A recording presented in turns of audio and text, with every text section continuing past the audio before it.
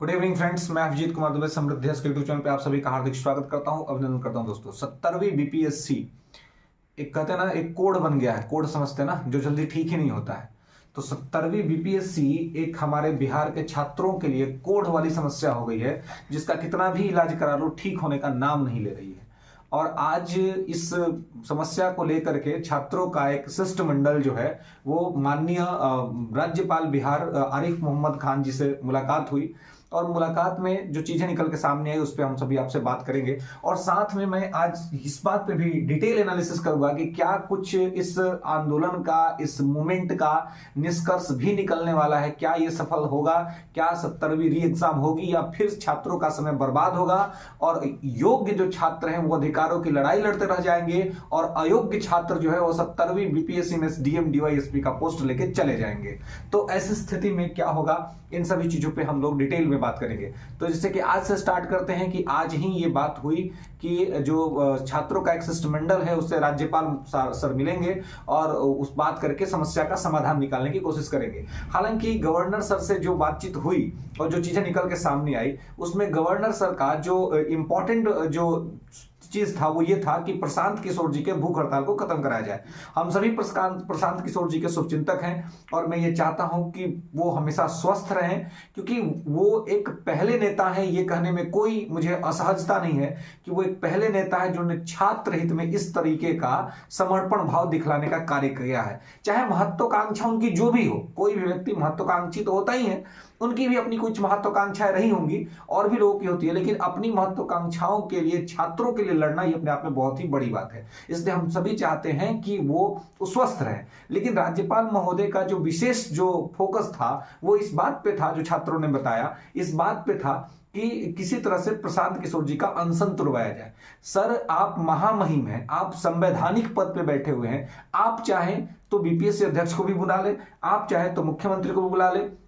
आप आराम से आर्टिकल 167 अनुच्छेद 167 का प्रयोग करते हुए सर आप ये कर सकते हैं, आप दोनों को बुला सकते हैं। और चूंकि आप खुद ही कॉन्स्टिट्यूशनल पोस्ट पे बैठे हुए हैं और आप बीपीएससी जो है वो सर वो कॉन्स्टिट्यूशनल रैंकिंग में कहीं ना कहीं आप ही का सबऑर्डिनेट है और आपसे नीचे ही आता है, तो आप उनको कह सकते हैं कि आम छात्रों के हित में और छात्रों के लिए जो ये कोई भी एग्जाम छात्रों के लिए ही होता है और छात्र उससे संतुष्ट नहीं है और आपको जो छात्रों ने फैक्ट्स रखे हैं, जो प्रश्न आपने भी देखा होगा, ऐसे में सर क्या दिक्कत है, क्या विलंब हो रहा है अपने निर्णय को लेने में? आप सरकार को बुला करके आप आदेश दे सकते हैं कि आप आयोग से बात कीजिए और आप भी स्वयं आदेश दे सकते हैं। आप खुद इतने पावरफुल हैं क्योंकि आप गवर्नर के पोस्ट पे हैं, तो आप चाहें तो ऐसी स्थिति में आप बीपीएससी से ये पूछ सकते हैं कि बीपीएससी ने क्यों ऐसा अनसीरियस पेपर तैयार किया, क्यों ऐसा अनसीरियस लेवल पे इतना बड़ा एग्जाम, बिहार का सबसे बड़ा एग्जाम है, वो इतना अनसीरियस तरीके से क्यों हुआ,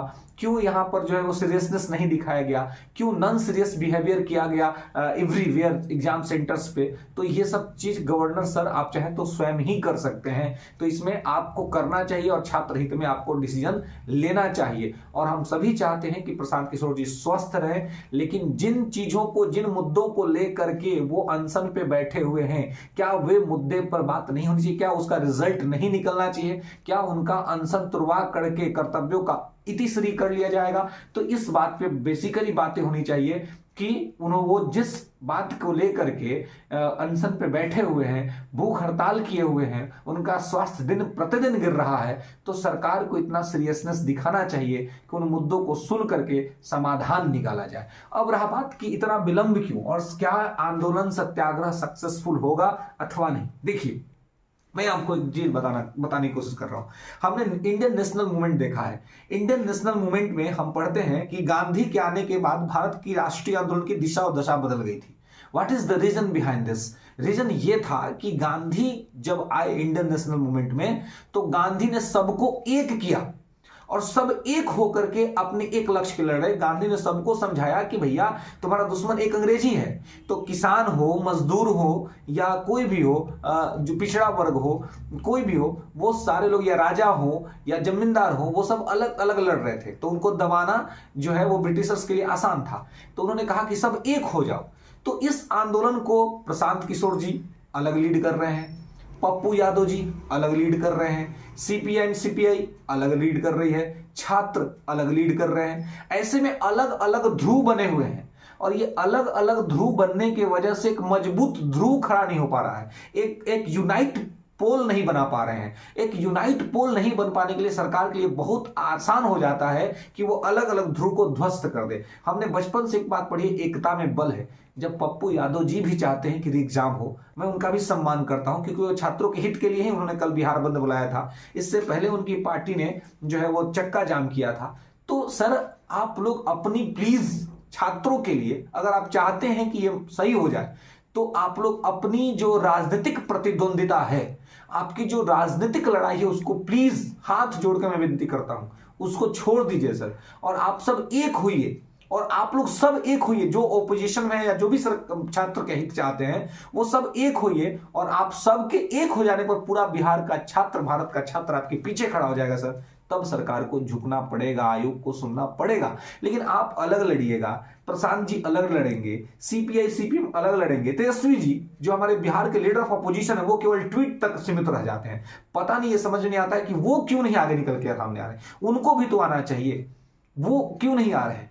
तो वो आए और उनके सबसे ज्यादा विधायक उनके पास हैं, वो अपने एमएलए के साथ मार्च कर सकते, सारा स्टूडेंट उनके पीछे खड़ा हो जाएगा। तो आप सब लोग एक हो जाइए, सब लोग एक रहेंगे तो छात्रों के लिए भी आसान हो जाएगा आपके पीछे आके खड़ा होना। अन्यथा आप लोग ही पोल में बटे हुए हैं तो छात्र भी बटे हुए से दिखते हैं सर।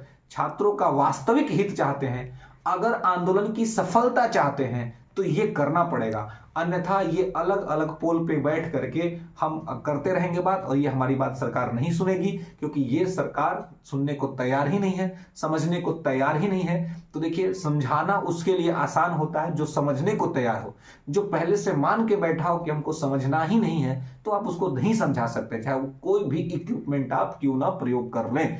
बीपीएससी आयोग जो हमारा है वो लगातार त्वरित गति से अपनी कार्यों को कर रहा है। भले ही कार्यों में गलती हो रही है, उससे कोई मतलब नहीं, लेकिन वो अपना स्पीड जारी रखे हुए हैं क्योंकि जल्दी से जल्दी वो चाहते हैं कि इस पूरी प्रक्रिया को पूरा कर लिया जाए। ऐसी स्थिति में हमें भी जल्दी से जल्दी रिजल्ट की तरफ देखना पड़ेगा कि हम क्या काम करें कि हमें रिजल्ट हासिल हो। तो पहला काम तो हम ये करें कि हम एक हो जाए। अगर हम एक नहीं होंगे तो 70वीं बीपीएससी की मुख्य परीक्षा होगी, आपको तैयारी करनी चाहिए और आपका एग्जाम भी होगा, रिजल्ट भी आएगा। लेकिन दुख बस इस बात का है, डर इस बात का है कि योग्य छात्र पीछे छट जाएंगे, अयोग्य छात्र का सिलेक्शन हो जाएगा।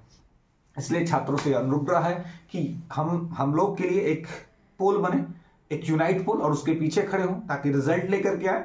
अन्यथा ये सब चीज चलता रहेगा और इसका कोई भी अंतिम रिजल्ट नहीं निकलेगा और सरकार हमारी बात नहीं सुनेगी। तो यही बातें हम आपके साथ करें। तो अब देखिए, राज्यपाल ने कहा है कि हम सबके साथ बात करेंगे और बात करके निष्कर्ष निकालेंगे। अब देखिए क्या निकलता है। ऐसे ही चीफ सेक्रेटरी सर ने जब स्टूडेंट्स को बुलाया था तब बड़ी आशा जगी थी, लेकिन आज तक जवाब नहीं। उन्होंने कहा था कि 48 आवर्स में, 48 घंटे में हम रिस्पॉन्ड करेंगे, आज तक रिस्पॉन्ड नहीं किया उन्होंने।